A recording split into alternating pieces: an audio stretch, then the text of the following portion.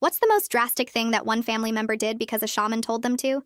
My boyfriend Austin and I were out celebrating our 3-year anniversary when my cousin Catelyn showed up unannounced, yelling, "You need to break up with him. Austin's mine." She slammed her phone down between our ceramic plates with her Etsy page open. "A witch just did my love reading. She says I'm destined to be with a Capricorn." She turned to Austin. "You're the Capricorn. The universe wants you for me." By the time I could ask her which insane asylum she'd just broken out of, she'd already grabbed Austin's shoulder and was leaning in to try to force a kiss on his lips. He quickly stood up from the table and pushed her away. "You already tried this last year and I said no. Why are you back?" She frowned and asked, "But this time it's cosmic destiny." Then she turned to me with the most serious expression and said, "You have 1 week to break up with him, or I'll use the energy of the zodiac and take divine action myself." My auntie called me 3 days later worried about Catelyn and asked us to come over and talk some sense into her. She had turned the living room into a spiritual war room with astrological charts printed and taped to every wall. When she saw us enter, she grinned and turned our attention to the TV, showing the face of the Etsy psychic. This time the witch was delivering her readings through a live video call. She explained how Austin and Catelyn's birth charts were cosmic twins, and that I was a spiritual blockage preventing true love.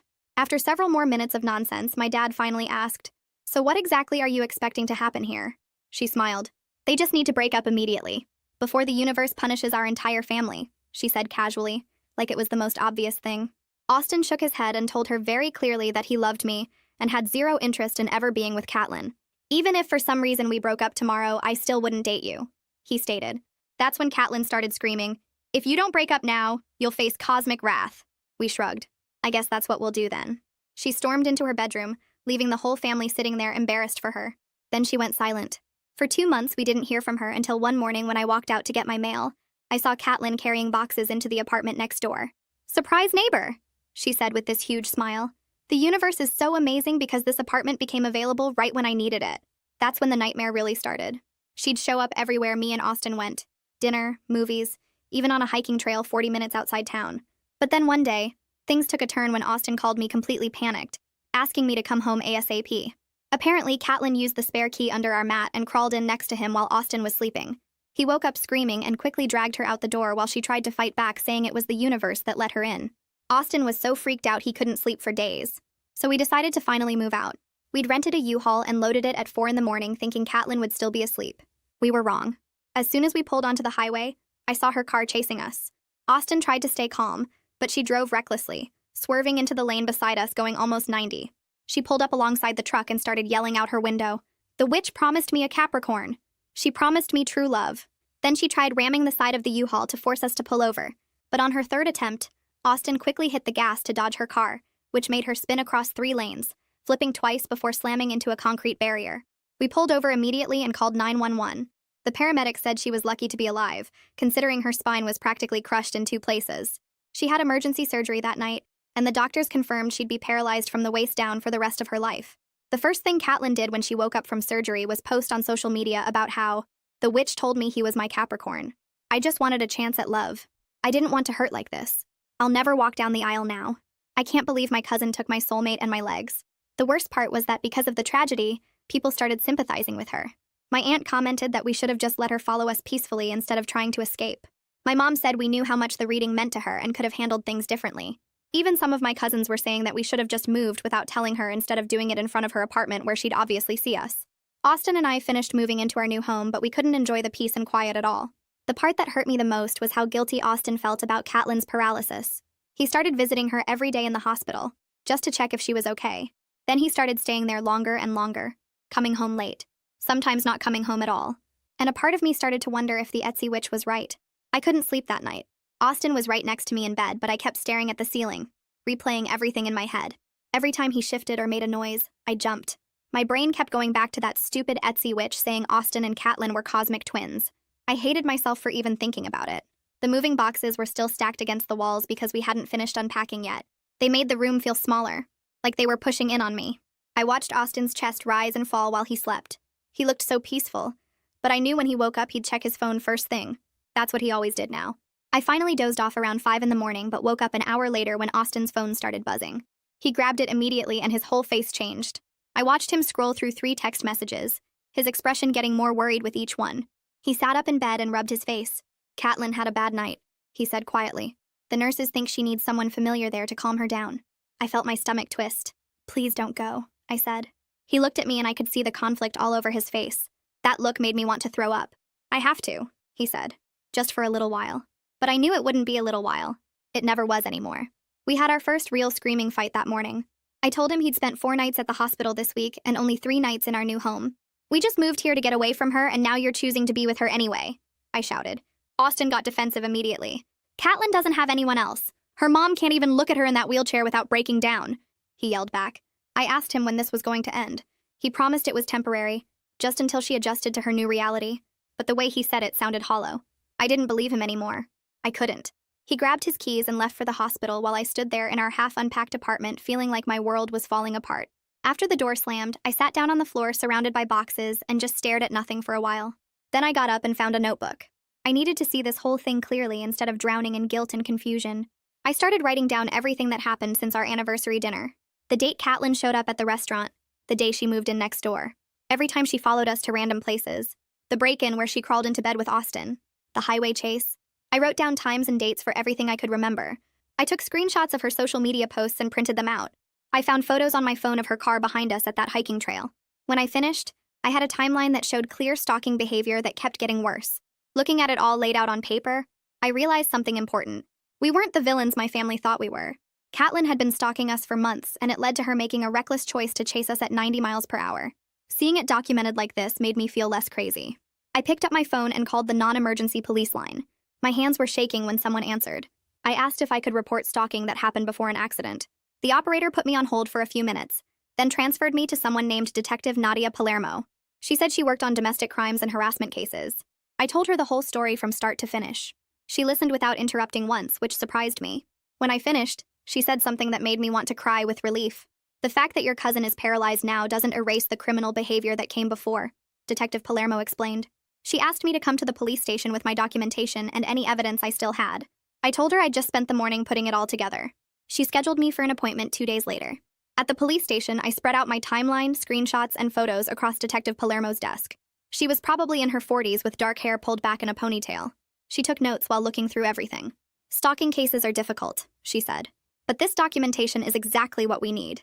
She explained that the crash made things complicated because juries feel sorry for disabled victims. But she kept coming back to my timeline. The pattern of behavior before the accident is clear harassment, Detective Palermo said. Then she asked about Austin. I admitted he'd been visiting Catelyn every day at the hospital for weeks. The detective's expression changed. She looked concerned. His visits could be seen as reconciliation or forgiveness, she explained carefully. That might hurt any harassment case we try to build. My stomach dropped. I hadn't thought about that. Austin's guilt was actively destroying our legal options. Austin came home that night around 9. He smelled like hospital antiseptic and hand sanitizer. I was sitting on the couch waiting for him. I met with a detective today, I said. His face went pale. I told him everything Detective Palermo said about his hospital visits, how they could be interpreted as him forgiving Catelyn, how that undermined any legal case against her. Austin got defensive immediately. So you're asking me to abandon someone who's paralyzed because of us? He said loudly. I stood up and looked him in the eye. She's paralyzed because she chose to chase us at 90 miles per hour, I said sharply. That was her choice, not ours. His face went even paler. He opened his mouth like he wanted to argue, but nothing came out. He just stood there looking lost. The next morning, my phone rang while Austin was in the shower. A woman introduced herself as Kalani Floyd, a social worker at the hospital. She said she was part of Catelyn's care team. We've noticed Austin spending a lot of time here, Kalani said gently, including staying overnight in Catelyn's room. My heart started pounding. We're concerned about appropriate boundaries, she continued. Are you aware of how much time he's been spending at the hospital? I felt like I couldn't breathe. How much time? I asked. Kalani paused. He's been staying overnight 3 to 4 nights a week for the past month. I thanked her and hung up. Austin had been lying to me. Not just a little. He'd been lying about the whole extent of his visits.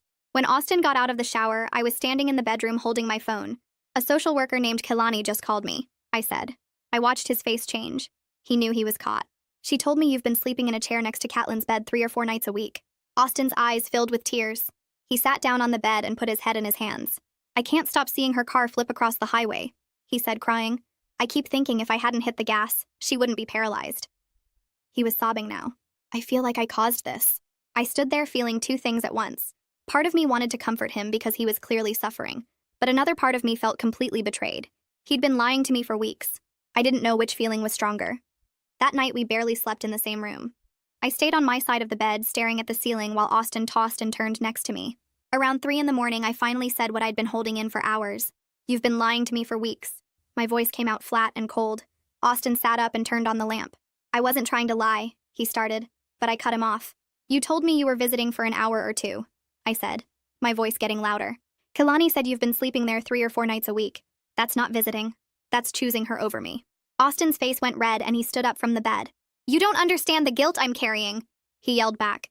"Every time I close my eyes, I see her car flipping across the highway. I see her body getting pulled from the wreckage. Watching someone become paralyzed because of something you did changes you." I jumped out of bed and faced him. "Because of something she did," I shouted. "Catelyn chose to chase us at 90 miles per hour. She chose to ram our truck. She chose to drive like a maniac. We didn't cause this. She did." Austin shook his head like I didn't get it. "If I hadn't hit the gas, she wouldn't have spun out," he said. "I made a split-second choice, and now she'll never walk again." I felt something break inside me. "So what's your plan then?" I asked. "You're just going to keep sleeping in her hospital room forever? You're going to throw away our relationship because you feel guilty? Is that what you want?" He didn't answer right away, and that silence hurt worse than anything he could have said. "I don't know what I want anymore," he finally admitted. "I just know I can't abandon her when she's lying there paralyzed." I grabbed my pillow and a blanket from the closet. "Then you can sleep on the couch tonight," I said. "Because I'm not sharing a bed with someone who's choosing his stalker over his girlfriend." Austin's eyes filled with tears, but he didn't argue. He just took the pillow and blanket and walked out of the bedroom. I locked the door behind him and cried myself to sleep. The next morning, Austin's phone started ringing at 6 in the morning. I heard it from the bedroom even though the door was closed. I got up and pressed my ear against the door to listen. "Yes, this is Austin," I heard him say. Then there was a long pause. "I know, I'm really sorry about that. We've had some family emergencies." Another pause. "Personal issues, yes. It won't happen again." I opened the bedroom door quietly and watched him sitting on the couch with his head in one hand and the phone in the other. "I understand. Thank you for calling. I'll be there on time from now on." He hung up and just sat there staring at the floor. I walked into the living room and he looked up at me with exhausted eyes. "That was my boss," he said quietly. "He wanted to know why I've missed 3 morning meetings this month." I sat down on the chair across from him. "What did you tell him?" Austin rubbed his face with both hands. I made excuses about family emergencies and personal issues. He didn't sound convinced. He put his phone down on the coffee table and leaned back against the couch. "I think I'm in trouble at work." I watched him sitting there looking defeated and realized this wasn't just destroying our relationship. His guilt over Catelyn was destroying his entire life. His career was falling apart. He looked like he hadn't slept in days, and I didn't know how to help him anymore. That afternoon, while Austin was at work, I searched online for therapists who specialized in trauma and relationship issues. I found a woman named Imogen Bracken who had good reviews and availability. I called her office and booked an appointment for the next day before I could change my mind. The receptionist asked if I wanted to schedule couples therapy, and I said no, just individual for now. When I showed up to Imogen's office the next afternoon, she was younger than I expected, maybe in her early 30s with kind eyes and a calm voice. She invited me to sit on a comfortable chair in her office and asked me to tell her what brought me in. I started talking and couldn't stop. I told her everything from the anniversary dinner to Catelyn moving in next door to the highway chase to Austin sleeping at the hospital. By the time I got to the part about wondering if the psychic was right, I was crying. "I know it sounds crazy," I said, wiping my eyes with a tissue. "But what if the universe really does want them together? What if I'm the one standing in the way of his actual destiny?" Imogen leaned forward slightly. "Do you really believe in cosmic destiny?" she asked gently. "Or are you looking for an explanation that makes this situation less painful?" I thought about that for a minute. "I don't know what I believe anymore," I admitted. "I just know that Austin is choosing to be with her instead of me, and maybe there's a reason for that." Imogen spent the next 20 minutes helping me see that Austin's guilt response was a psychological pattern, not proof of cosmic destiny. She explained how trauma can make people act in ways that don't match their actual feelings or desires. "Your boyfriend is experiencing what we call survivor's guilt," she explained. "He feels responsible for Catelyn's paralysis even though her reckless driving caused the accident. That guilt is driving his behavior right now, not romantic feelings or universal forces." By the end of the session, I felt like I could breathe a little easier. The psychic wasn't right. Austin wasn't cosmically destined to be with Catelyn. He was just a person struggling with trauma and making bad choices because of it. 2 days later, Detective Palermo called my phone while I was making dinner.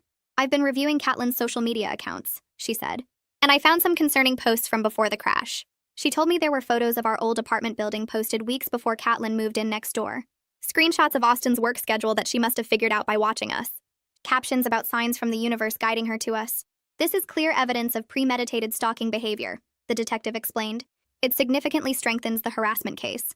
I felt relieved that someone official was finally seeing what we'd been dealing with. "What happens next?" I asked. Detective Palermo said she needed to interview Austin about his current relationship with Catelyn. His hospital visits are going to come up in any legal proceedings, she warned. I need to understand the full picture before we move forward. I told her I'd talk to Austin about scheduling an interview. After I hung up, I realized this was going to force another difficult conversation with him about the hospital visits. That night, I told Austin about the detective's call and said we needed to meet with her together. He looked uncomfortable, but didn't say no right away. I don't know if I want to pursue legal action against Catelyn when she's paralyzed, he said. I took a deep breath and tried to stay calm.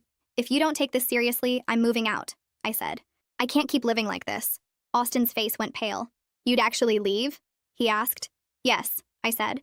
Because I deserve a partner who puts our relationship first, not someone who's more committed to his stalker than his girlfriend. He was quiet for a long time. Then he nodded. Okay, I'll go to the meeting with the detective. I scheduled the appointment for the following week and hoped this would finally make Austin understand how serious everything had become. At the police station, Detective Palermo sat us down in a small conference room and pulled out a folder full of printed documents. She walked Austin through how his hospital visits would look to law enforcement and potential juries. When a stalking victim spends significant time with their stalker after a traumatic incident, it can appear that they've forgiven the behavior, she explained. That makes it nearly impossible to prosecute harassment charges, because the defense will argue that the victim didn't feel truly threatened. Austin looked shocked. But I'm only visiting because I feel guilty about the accident, he said. Detective Palermo nodded. I understand that. But a jury won't see your internal motivations. They'll see that you're voluntarily spending time with someone who stalked you, broke into your home, and chased you on the highway. That undermines the claim that you felt unsafe. I watched Austin's face as he processed what she was saying. So by trying to help Catelyn, I'm making it impossible to protect ourselves legally? He asked quietly. Unfortunately, yes, the detective confirmed. She spent another 30 minutes explaining how his behavior was affecting our case and what that meant for our safety going forward. When we left the police station, Austin was quiet for the entire drive home. Once we got inside, he sat down at the kitchen table and put his head in his hands. I've been operating from guilt instead of clear thinking, he said. I thought I was doing the right thing by being there for Catelyn, but I've been making everything worse. I sat down next to him and waited for him to continue. The detective is right, he said. I need to step back and let the professionals handle Catelyn's care. Detective Palermo had suggested we consult with a civil attorney about protective orders and defamation, since Catelyn's social media posts were painting us as villains. She gave us a referral to a lawyer named Maddie Winters, who handled harassment and online defamation cases. Austin agreed to call her office the next day to schedule a meeting. The following week, we met with Maddie Winters at her law office downtown. She was in her 40s with sharp eyes and a no-nonsense attitude. She pulled up Catelyn's social media on her computer and read through the posts out loud. The witch told me he was my Capricorn. I just wanted a chance at love. I can't believe my cousin took my soulmate and my legs. Maddie looked at us over her computer screen.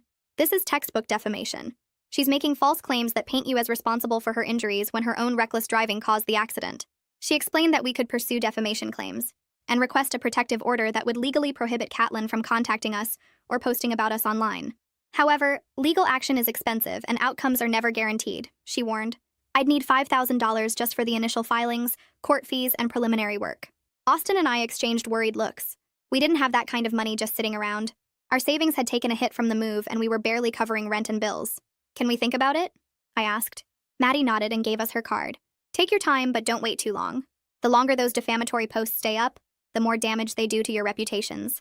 3 days later, Austin came home from work looking shaken. His face was pale and he dropped his keys on the counter with trembling hands. My boss called me into his office today, he said. I felt my stomach drop. What happened?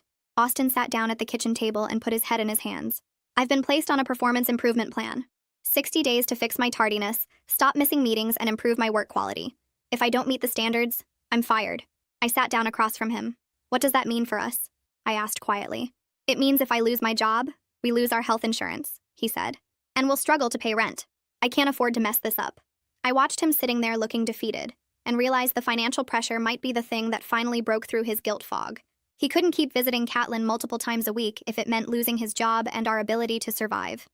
That night, Austin and I sat down together at the kitchen table with a notebook and pen. I can't keep visiting Catelyn the way I have been, he admitted. It's destroying my job, our relationship, and my mental health. We created a realistic visiting schedule together. Once a week for 1 hour maximum. No overnight stays. No responding to every crisis call from the nurses. I need to tell Kalani about these new boundaries, Austin said. She needs to know I'm stepping back from being so involved in Catelyn's care. I felt a tiny bit of hope for the first time in weeks. Maybe we could actually survive this if Austin was finally willing to set real limits. He called the hospital the next morning and left a message for Kalani, explaining the new visiting schedule and asking her to document it in Catelyn's care plan. While Austin was at work that afternoon, I decided to message the Etsy psychic directly. I created a fake account and sent Harlow Middle a message saying I was interested in a reading. She responded within an hour with a price list. $50 for a basic reading, $200 for a detailed birth chart analysis, $500 for a deep soul connection analysis. I mentioned that my cousin had used her services and had a really powerful experience. Harlow sent back a generic message about cosmic timing and offered me a 20% discount on my first reading. The whole interaction made it clear this was just a business to her. She probably didn't even remember Catelyn specifically. She was just running through her standard sales pitch with anyone who messaged her. I screenshot the entire conversation and saved it to my phone. I didn't know if it would be useful for anything legal, but I wanted documentation of how she operated. This woman had fed my cousin's delusion for profit, and I wanted proof of what she was really about. I opened my email and attached the screenshots of my conversation with Harlow to a message for Detective Palermo. The psychic's price list and generic responses made it obvious this was just a sales operation to her. I hit send and waited. The detective called me back 2 hours later and told me the screenshots were useful context, but giving fake psychic readings wasn't actually illegal. She explained that unless we could prove Harlow specifically told Catelyn to stalk us or break into our apartment, there was no crime we could charge her with. I sat there holding my phone, feeling completely frustrated that this woman had profited from feeding my cousin's delusion, and there was nothing we could do about it. The detective said she'd keep the evidence on file in case Harlow contacted us directly, but otherwise her hands were tied. I thanked her and hung up, then stared at those screenshots on my phone for another 10 minutes, wishing there was some way to hold Harlow accountable. Austin came home from work the next day looking relieved instead of stressed for the first time in weeks. He sat down at the kitchen table and told me his meeting with Lars went better than expected. His HR manager had been surprisingly understanding about the whole situation. Lars told him that personal crises happen to everyone, but the company needed employees they could count on. He suggested Austin use their employee assistance program to get some counseling. The best part was that Lars agreed to let Austin modify his schedule so he could work earlier hours in the morning and have more flexibility in the afternoon without hurting his work quality. Austin pulled out the paperwork showing his new schedule starting Monday, and I could see the tension leaving his shoulders. He still had to meet the performance improvement plan standards, but at least now he had a path forward that didn't require choosing between his job and dealing with everything happening with Catelyn. My phone started buzzing constantly the next afternoon with notifications from the family group chat. I opened it to see my aunt had posted a long message about how we all needed to contribute money to Catelyn's medical bills, because family takes care of family. Several of my cousins immediately jumped in agreeing with her. My mom commented that medical debt could ruin Catelyn's life before it even got started again. One uncle suggested we set up a payment plan where everyone contributes $50 a month. Then the messages started getting more pointed, with relatives saying things like, "Some people caused this situation and should take responsibility." My aunt posted that if certain family members hadn't tried to run away from Catelyn on the highway, none of this would have happened. I watched the messages pile up for about 20 minutes before I'd had enough. I left the group chat and sent individual texts to my mom and dad saying I needed space from family drama, while Austin and I dealt with legal issues and work problems. My mom responded with a sad face emoji. My dad sent back a simple, "Okay." I made an appointment with Imogen for my first official therapy session the following week. Sitting in her office felt different from our initial consultation, because now I was committing to regular weekly sessions. She asked me to describe what I was struggling with most, and I started crying before I even finished explaining. I told her about the complicated grief of watching my cousin become paralyzed, while also knowing she'd been dangerous and obsessive. Imogen listened without interrupting, and then said something that made me feel like someone finally understood. She told me I could feel sad about Catelyn's condition, while still protecting myself from her behavior. Those two things weren't opposites. She explained that grief is complicated, and I didn't have to choose between feeling guilty or feeling angry. I could feel both, and neither emotion made me a bad person. We spent the rest of the session working on tools for managing the anxiety that woke me up at 3 in the morning. By the time I left her office, I felt lighter than I had in months. Detective Palermo called me 3 days later with news that made my hands shake. She'd recovered security footage from our old apartment building showing Catelyn attempting to enter our unit multiple times before the break-in, where Austin woke up with her next to him. The footage showed her trying different keys at our door and checking our windows on at least 4 separate occasions over 2 weeks. The detective explained this proved premeditation and showed escalating behavior leading up to the actual break-in. She said this evidence could support both criminal harassment charges and a civil protective order. I asked her what our next steps should be, and she told me to contact our attorney about filing for the protective order while she continued building the criminal case. After we hung up, I sat on the couch replaying what she'd said about Catelyn checking our windows. The thought of her standing outside our apartment watching us made my skin crawl.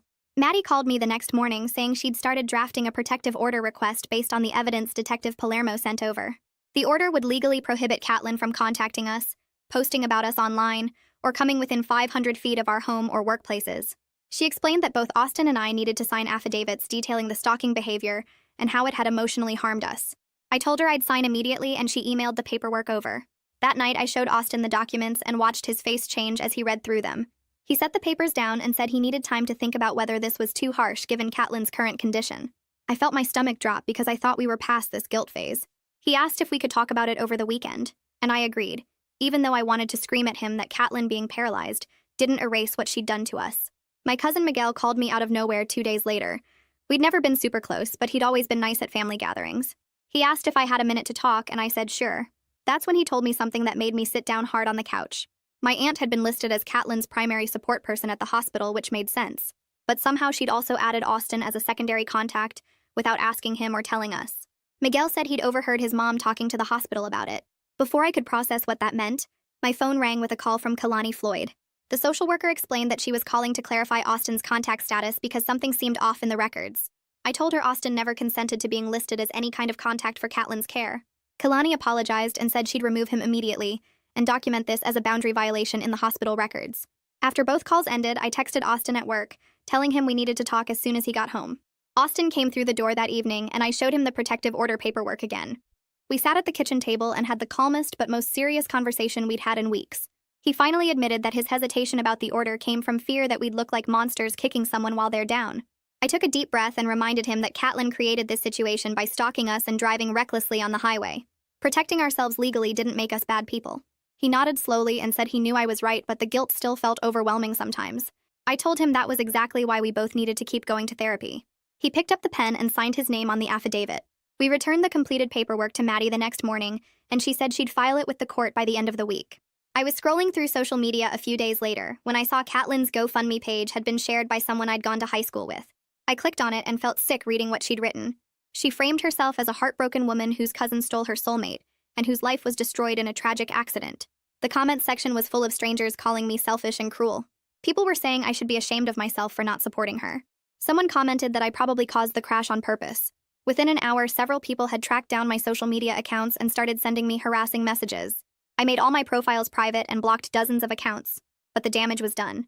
I felt violated all over again by people who knew nothing about what actually happened. Austin found me crying in the bedroom and held me while I told him about the GoFundMe. He looked at the page on his phone and his face went pale reading the comments. Miguel called me again the next evening and started by apologizing for not reaching out sooner. Then he dropped information that made me grip my phone harder. He said my aunt had actually paid Harlow the psychic over $2,000 for multiple readings over a 6-month period. The aunt had been encouraging Catelyn's delusion the whole time because she wanted her daughter to find love and didn't take the cosmic destiny thing seriously until everything went wrong. Miguel said his mom felt terrible now but was too proud to admit it to anyone. I sat there processing this and felt a complicated mix of anger at my aunt for enabling everything and slight empathy for her regret. I thanked Miguel for telling me and asked him not to mention to anyone that we'd talked. He agreed and said he just wanted me to know the truth about what had been happening behind the scenes. I sat there holding my phone after Miguel hung up, feeling this weird mix of anger and something else I couldn't name. $2,000. My aunt had spent $2,000 feeding Catelyn's crazy ideas about cosmic destiny while pretending to be worried about her mental health. I wanted to scream or throw something, but instead I just sat on the couch staring at the wall until I heard Austin's key in the door 3 hours earlier than usual. He walked in looking completely destroyed, eyes red and puffy, and I knew something bad had happened before he even opened his mouth. He dropped his bag by the door and came straight to me, sitting down hard on the couch like his legs couldn't hold him anymore.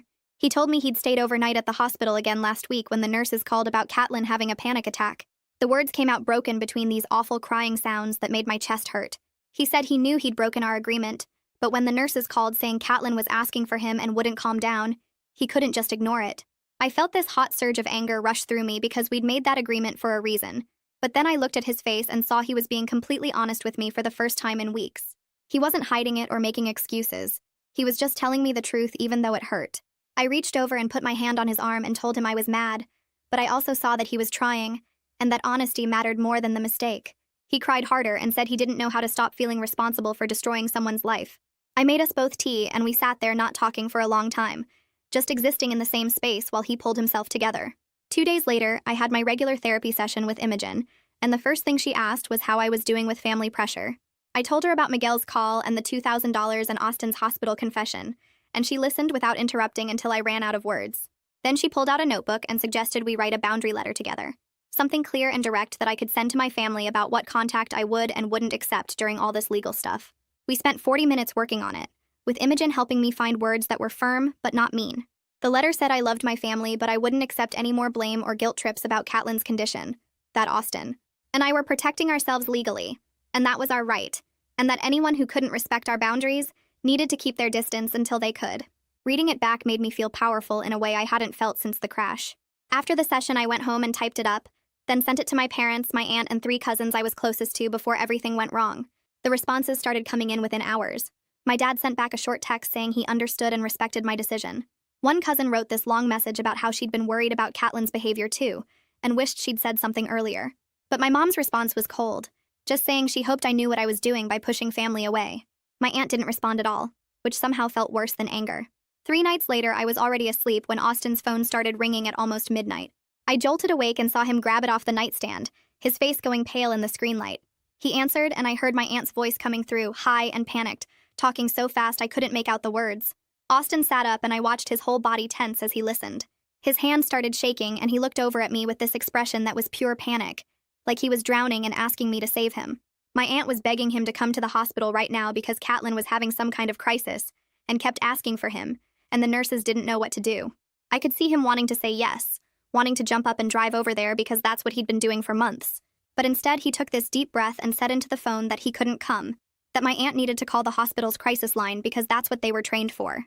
My aunt started arguing, and I heard her voice get louder, but Austin just repeated himself and then hung up. He sat there holding the phone with both hands, shaking so hard the whole bed moved. I pulled him against me and wrapped my arms around him while he cried into my shoulder. He kept saying he felt like a terrible person for not going, that Catelyn was suffering and he was just sitting here. I told him over and over that he'd made the right choice, that going would only make everything worse, that he couldn't save Catelyn by destroying himself. We stayed like that for over an hour until he finally stopped shaking and fell asleep against me. I stayed awake most of the night thinking about how hard that phone call must have been for him, and feeling grateful he'd chosen us instead of his guilt. The next afternoon, Austin was scrolling through his phone when he suddenly went completely still. He stared at the screen for a long moment, then got up and walked over to where I was making lunch. He showed me a direct message from Harlow, the Etsy psychic who'd started this whole nightmare. The message said the universe was trying to bring him and Catelyn together, and he needed to fulfill his cosmic destiny before it was too late, that fighting against the stars would only bring more pain. I felt my hands clench into fists reading that garbage. Austin didn't say anything, just opened his phone settings and took a screenshot of the entire conversation. Then he blocked Harlow's account and immediately opened his email to send the screenshot to both Detective Palermo and Maddie. He typed out a quick message explaining what had happened and hit send on both emails. I watched him do all of this with this calm efficiency that made me proud of him. This was proof that the psychic was still actively pushing Catelyn's delusion, even after she'd ended up paralyzed, still trying to manipulate Austin into some fake cosmic relationship. Detective Palermo responded within an hour saying this was excellent evidence of ongoing harassment and she'd add it to our case file. Maddie wrote back saying this strengthened our position significantly because it showed a pattern of third-party interference. We scheduled a meeting with Maddie for the following Monday and sat in her office going over every detail of the protective order paperwork. She explained exactly what the order would and wouldn't do, the limitations and the protections. Austin and I both signed our names on multiple affidavits describing the stalking behavior and the emotional damage it had caused. Maddie pulled out a payment form and told us the filing fees would be $800 from our emergency savings account, money we'd been keeping for exactly this kind of situation, but it still hurt to spend it. She said the court date was set for 3 weeks out, and we'd need to appear in person to testify about why we needed the order. Walking out of her office into the bright afternoon sun, I felt this strange combination of scared and relieved. Scared because we were making everything official and legal and there was no going back. Relieved because we were finally taking real action, instead of just reacting to whatever Catelyn or my family did next. Austin reached over and took my hand as we walked to the car, and I squeezed back hard. That night, I was checking my email before bed when I saw a new message from my aunt with the subject line, "Legal action." My stomach dropped as I opened it, and started reading this long, rambling message about emotional abuse and how we were preventing her from supporting her disabled daughter. She threatened to sue us for causing Catelyn's condition through our reckless driving, and for the ongoing emotional distress we were causing the whole family. The email went on for 3 pages, getting more and more angry and less coherent. I forwarded it to Maddie immediately with shaking hands. She called me the next morning, and I could hear the eye roll in her voice as she told me my aunt had absolutely no legal grounds for any lawsuit. This was just an intimidation tactic, trying to scare us into dropping the protective order. Maddie said she'd send a formal cease and desist letter to my aunt explaining that further threats would be considered harassment. When I hung up, I felt this weird mix of empowered and sad. Empowered because we had legal protection, but sad because my aunt had gotten so twisted up in this that she was threatening to sue her own niece. Detective Palermo called 2 days later with an update that made me sit down hard in the kitchen chair. She'd finished interviewing neighbors from our old apartment building, and 3 people had provided written statements about seeing Catelyn watching our place at odd hours. One neighbor specifically remembered Catelyn stopping her in the parking lot and asking questions about our schedule, what time we usually left for work, which car was ours. Another neighbor had seen Catelyn sitting in her car outside our building at 2 in the morning multiple times. The detective said these statements were huge because they proved a clear pattern of surveillance and stalking behavior before the break-in. This wasn't just my word against Catelyn's anymore. We had outside witnesses who'd seen her obsessive behavior and could testify about it. The harassment case was getting stronger with every piece of evidence we collected. Austin came home from work that Friday, looking lighter than I'd seen him in months. He told me he'd just had his performance improvement plan review with Lars, and his performance had improved enough to continue employment. Lars had told him the new schedule was working well, coming in earlier and not taking long lunch breaks anymore. Austin looked exhausted from the new routine, getting up at 5:30 every morning to be at work by 7, but his job was secure and that removed this huge weight we'd been carrying. We wouldn't lose our health insurance or struggle to pay rent. One major stressor was actually gone. We ordered pizza that night to celebrate, and Austin fell asleep on the couch at 8:30, completely wiped out, but safe. The following Tuesday, Kalani called to tell us about a care team meeting the hospital had held about Catelyn's recovery plan. The social worker explained that after reviewing Austin's involvement and the boundary violations that had happened, she was formally implementing contact restrictions that removed Austin from the approved visitor list. My aunt had apparently shown up at the meeting and tried to fight the decision, arguing that Austin was important to Catelyn's recovery. But Kalani had stood firm and explained that healthy boundaries were actually part of recovery, not obstacles to it. Austin would receive official notification that he was no longer permitted to visit without explicit approval from Catelyn's medical team. When Austin got the letter in the mail 3 days later, I watched him read it twice before folding it carefully and putting it in our legal documents folder. He looked relieved and sad at the same time. Then Catelyn posted something on social media that made my blood run cold. Someone sent me a screenshot because I'd blocked her months ago. She'd uploaded edited audio clips that she claimed were from private conversations with Austin, little snippets of him saying things like, "I care about you," and "I want you to be okay," that made it sound like he had feelings for her. But I knew exactly what those clips were from: his hospital visits where he'd been trying to comfort her as a decent human being. She'd recorded him without his knowledge, and now she was cutting up the recordings to make it sound like they had some kind of intimate relationship. I showed Austin and watched his face go white. He immediately called Detective Palermo, and she told him to send her the link right away. She said this was evidence of ongoing harassment and defamation, that she'd document it for our legal case. The detective's voice was grim as she explained that manipulating recordings like this could actually help our case because it showed Catelyn was still actively working to create a false narrative about their relationship. That night, I couldn't sleep, staring at my phone and scrolling through the comments on Catelyn's post, where strangers were calling me selfish and cruel. Austin came home around 11, smelling like hospital soap again, and I just snapped. I got up from the couch and walked straight to our bedroom, pulled my old duffel bag from the closet and started throwing clothes into it. Austin followed me and stood in the doorway looking confused. He asked what I was doing, and I told him I couldn't do this anymore, that I was tired of coming second to his guilt over someone who stalked us.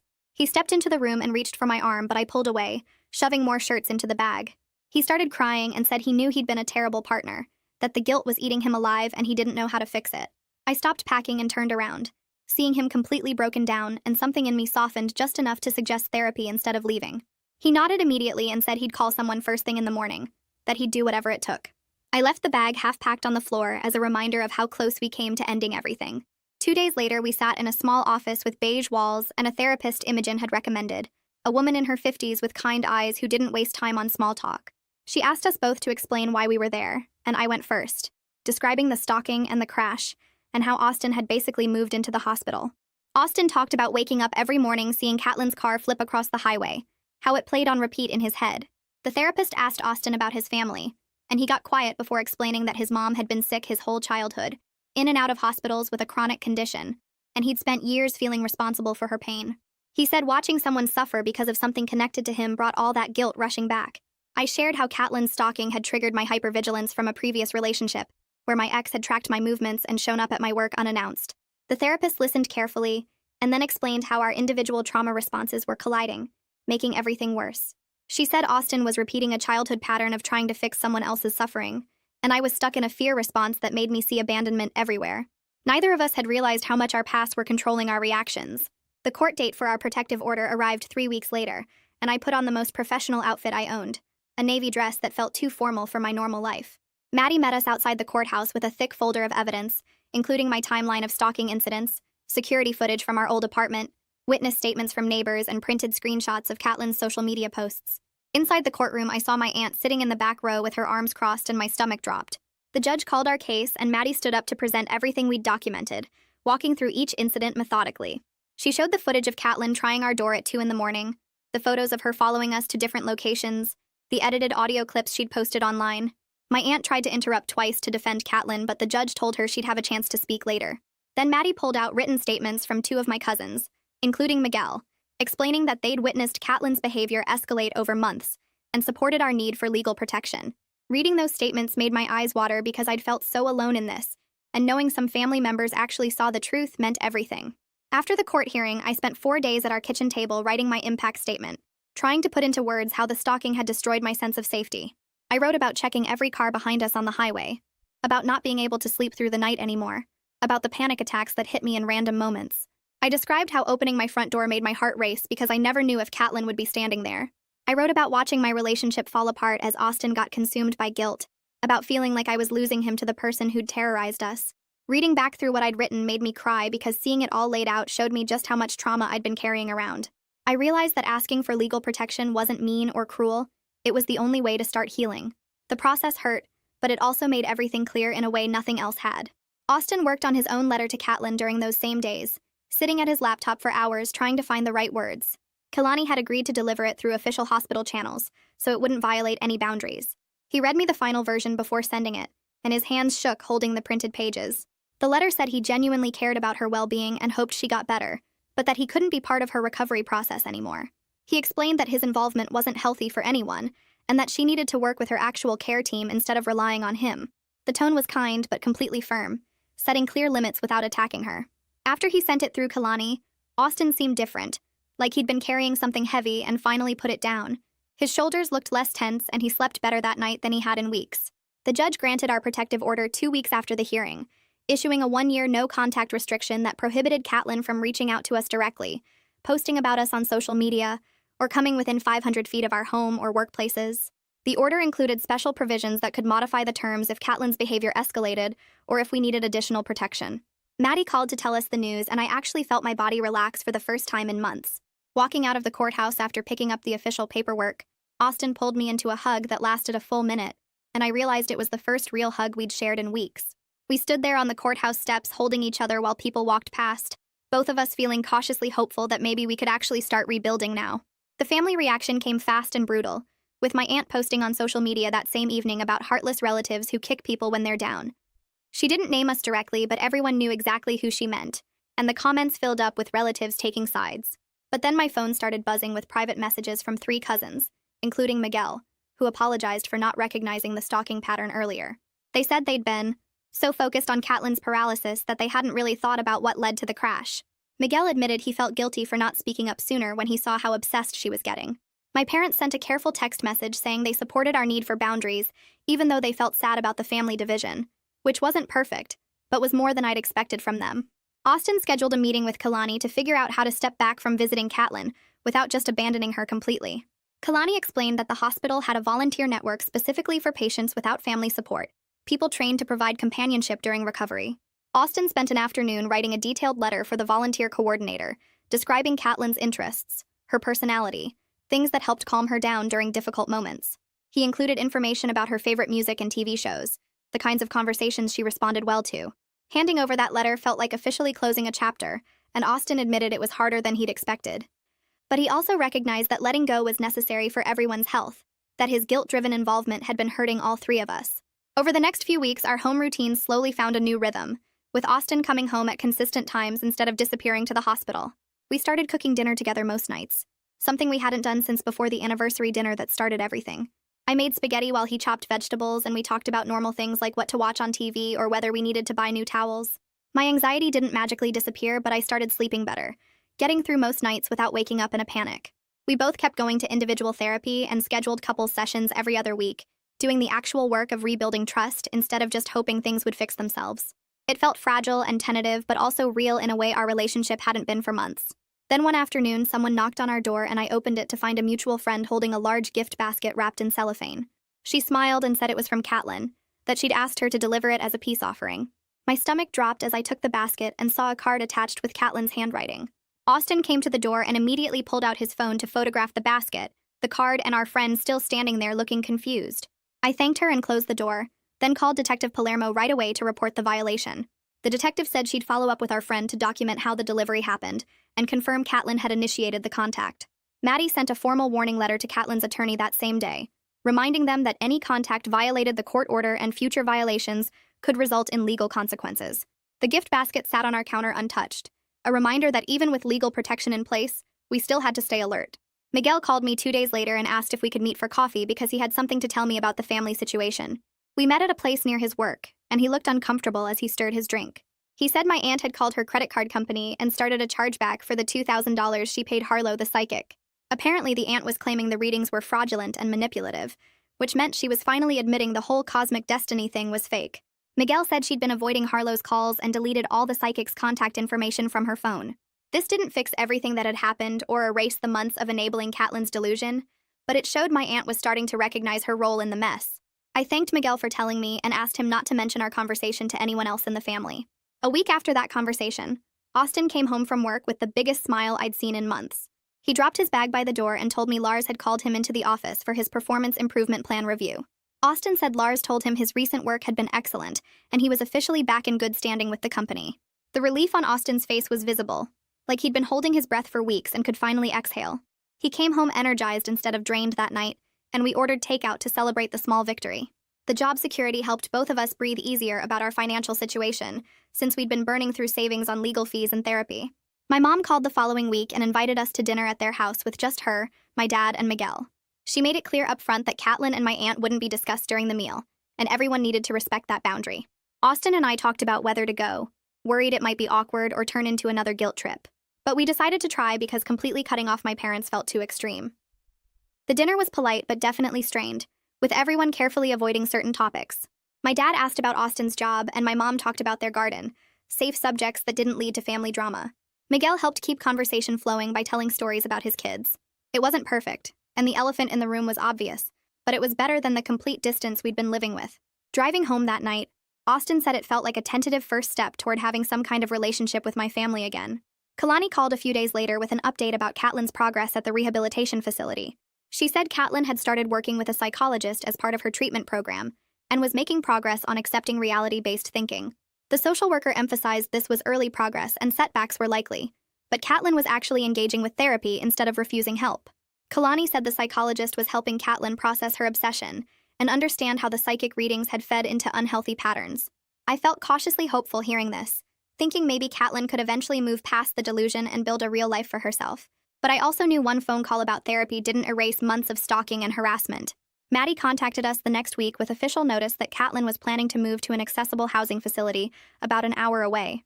The new place was closer to specialized rehabilitation services and had better support systems for people with spinal injuries. The distance felt like a relief because it reduced the chance of accidentally running into her at a store or restaurant. Maddie said my aunt was apparently helping coordinate the move and handling the logistics, which suggested she was finally prioritizing Catelyn's actual needs over the cosmic destiny fantasy. Austin and I sat down that weekend for a serious conversation about our relationship and what we wanted for the future. We both agreed we weren't ready for engagement or major commitments yet after everything we'd been through. Instead, we decided to keep going to therapy and focus on rebuilding our foundation before making any big decisions. This felt mature and honest rather than romantic, but it was what we needed right now. Austin admitted he still struggled with guilt about Catelyn's paralysis, even though he understood logically it wasn't his fault. I told him I still had anxiety about being blamed by my family and worried about future harassment. We agreed to take things month by month and not rush into anything just because we thought we should. Detective Palermo called to let us know she was closing the active investigation since the protective order was in place and Catelyn had moved to the facility. But she provided us with a detailed safety plan for if harassment started again. The detective emphasized that the order remained fully enforceable, and we should document any violations immediately with photos, screenshots, and detailed notes. She gave us her direct number and said to call if anything concerning happened. Having clear next steps helped me feel less helpless, like we had a plan instead of just reacting to whatever Catelyn did next. Over the following weeks, I noticed Catelyn's GoFundMe posts gradually changing tone. She stopped posting about soulmates and cosmic destiny and started focusing on rehabilitation progress and accessibility advocacy. The posts showed her working with physical therapists and talking about adapting to life in a wheelchair. The comment section shifted too, with fewer people attacking me and more people offering genuine support for her recovery. The online harassment directed at me died down as the story lost its dramatic angle. I cautiously started re-engaging with social media using strict privacy settings and limiting who could see my posts.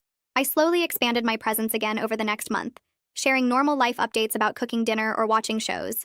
Several friends reached out privately saying they never believed the online narrative about me, and were glad I was back. One friend admitted she'd wanted to reach out during the worst of it, but didn't know what to say. Rebuilding these connections helped me feel less isolated and more like myself again, instead of just the villain in Catelyn's story. Then one afternoon, my aunt sent me a brief text message. It said she was sorry for getting caught up in the psychic stuff, and acknowledged she should have stopped Catelyn earlier. The apology was limited and didn't address everything she'd said or done, but it represented a shift from blame to accountability. She didn't make excuses or try to justify her actions, just admitted she'd made mistakes. I stared at the message for a long time before responding with a simple thank you. I wasn't ready for full reconciliation or long conversations about the past, but I appreciated the gesture. Austin read the text when I showed him and said it was more than he expected from her. A few weeks later, Kaylani called to schedule Austin's final visit before Catelyn transferred to the new facility an hour away. She explained that the volunteer network was ready to take over regular visiting duties, and this goodbye would help everyone move forward. Austin looked nervous when I drove him to the hospital that afternoon, his hands shaking slightly as we walked through the parking lot. Kaylani met us in the lobby and walked with Austin to Catelyn's room while I waited in the family area, staring at my phone and trying not to imagine what they were saying. He came back 40 minutes later looking completely drained, his eyes red but his shoulders somehow lighter. On the drive home, he told me the goodbye felt like closing a door that had been stuck open for months, and even though it was hard, it was also necessary. That night, I woke up around 3 in the morning out of habit, expecting to find his side of the bed empty like so many nights before. But he was there, sleeping deeply without the twitching and mumbling that had become normal. I watched him breathe steadily for a few minutes, realizing this was the first time in months he'd slept through the night without nightmares waking him up. I woke up one random Tuesday morning and checked my phone to see it was almost 9, which meant I'd slept for 8 hours straight without anxiety jerking me awake. The realization hit me so hard that I started crying right there in bed. Not sad tears, but this overwhelming wave of relief that I could finally rest without my brain screaming danger every few hours. Austin found me in the kitchen a few minutes later, still wiping my eyes, and when I tried to explain what was happening, he just pulled me into a hug and held me while I cried into his shirt. We had a therapy session with Imogen that afternoon, and when I told her about sleeping through the night, she smiled and said that feeling safe enough to sleep deeply was a major step in trauma recovery. She explained that my nervous system was finally starting to believe the danger had passed, which sounded simple but felt huge after months of barely sleeping. We decided to plan a weekend camping trip to a state park about 2 hours away, something normal that couples do without restraining orders and family drama hanging over them. Before we left, I sent clear messages to my parents and Austin's boss saying we'd be completely unreachable for 3 days. No exceptions.